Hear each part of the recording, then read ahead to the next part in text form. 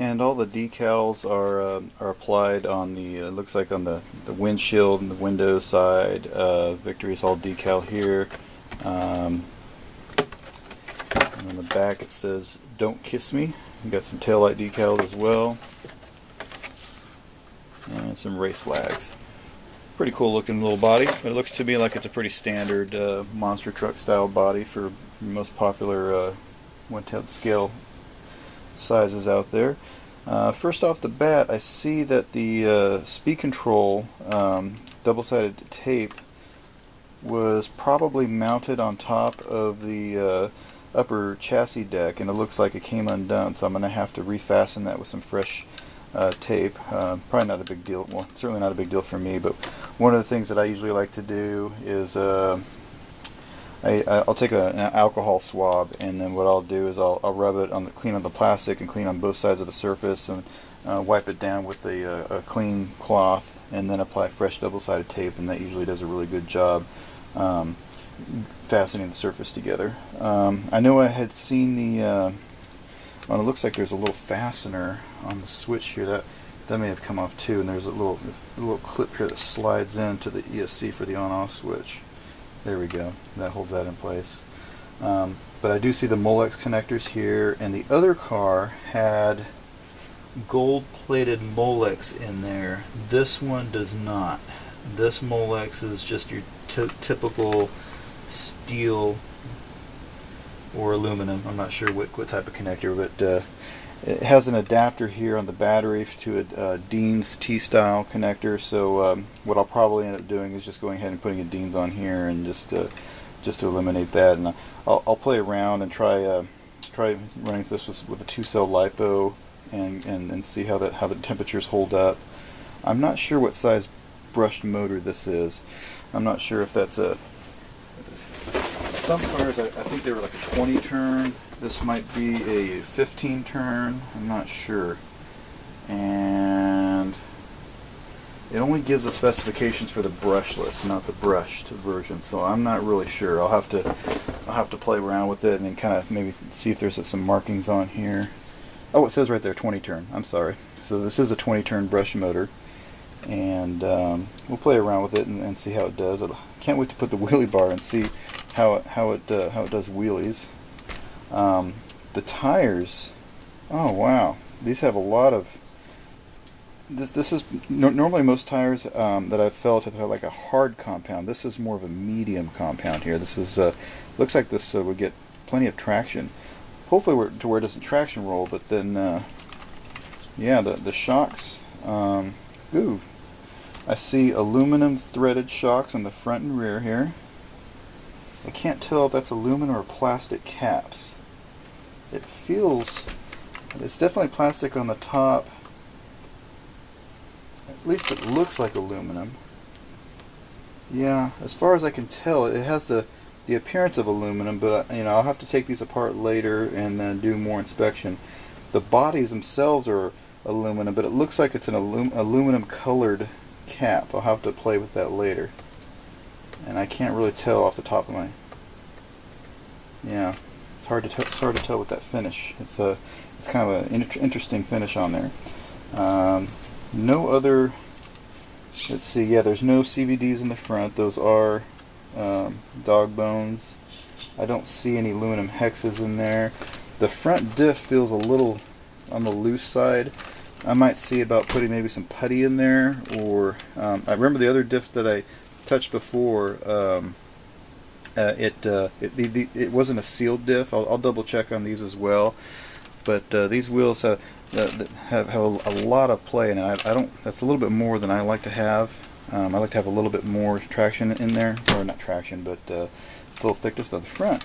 Yeah, it's about the same as well. So yeah.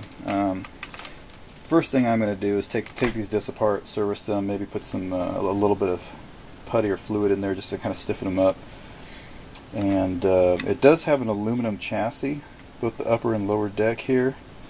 And I do see aluminum suspension arm braces on the front and the rear of the front, and also both braces on the front and rear back here as well. That has always been a pain point for most cars out there, and it's nice to see that as an upgrade. And what else? I have tested the other car, and it's supposed to have a waterproof servo and a waterproof receiver case. I've tested that one on the other car as well, driving it through puddles and water. And actually, what's really interesting, I'm actually seeing two switches on this thing. There's a switch on the side of the ESC, and there's another switch down here that's taped on top of the servo. I apologize, my lighting kind of decided to shift on me here. I'm not sure what the deal is with these two switches. I'll have to look into that and see what that's about. And what else am I looking at? I see some sort of quick release access. I see some body clips here that get into adjusting the mesh. I haven't seen that before. I'm not familiar. I didn't see that on the other car. This is a little bit longer chassis. I don't know what exactly that's all about. Let's see how easy that pops out.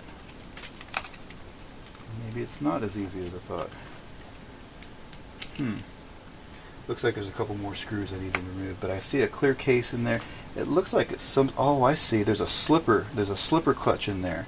Yeah, the other car did not have a slipper, so that's some sort of access point to be able to adjust that center slipper. That's kind of a nice feature to have. The damping in the shocks is a little on the loose side for me. I'm going to want to increase the damping. The springs feel a little undersprung on the front. It's the same shocks in the front and rear, same deal. I would definitely add a little damping to the rear, and the rear springs actually feel about what I'd like to feel, but I'd probably add a little more damping to the front. And the ride height is tremendous. I don't see the car. Okay, it's bottoming out in the rear, that's good, but on the front, it's not bottoming out on the front. And I'm going to have to experiment with that and see what the deal is there. It comes really close to bottoming out. I don't know if it's the suspension setup or if these shocks are a little too long. It looks like it's, yeah, the shock is fully compressing, and I'm not quite allowing the car to bottom out. So I'm going to have to come up with another solution there. Maybe I can just maybe add some height to the front shock tower, just a pinch, and make it so that way this car will bottom out. And yeah, there's no other adjustment settings. So yeah, that's a minor little issue there that, you know, I might be able to find some shorter shocks or something and maybe make that work easier. We'll see. More to come on that. I'll test with it. I'll do some jumping with it and make sure that doesn't create a problem. Typically I've had that problem in the back, and it broke parts in the back, but I'm not sure if that'll present any problems in the front. Other than that, waterproof servo, waterproof receiver case, pretty traditional setup here. It's got turnbuckles with the keyholes in there, so you can use an Allen wrench to make your adjustments on the turnbuckles. And I see that all the way around. Let me see if it's on the steering as well. Yep, I see it. I see the same turnbuckle style on the steering linkage, and I see Phillips hardware everywhere. And what else? Pivot ball style in the front, and I see lots of tuning options in the rear as far as yeah, this is the same uprights that were used. There's 3 different camber adjustments here. There's one fixed position on the camber for the shock tower.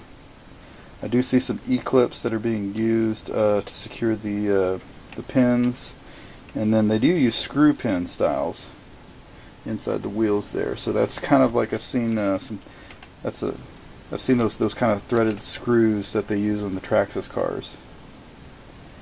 And that pretty much covers everything that I'm seeing out of the box.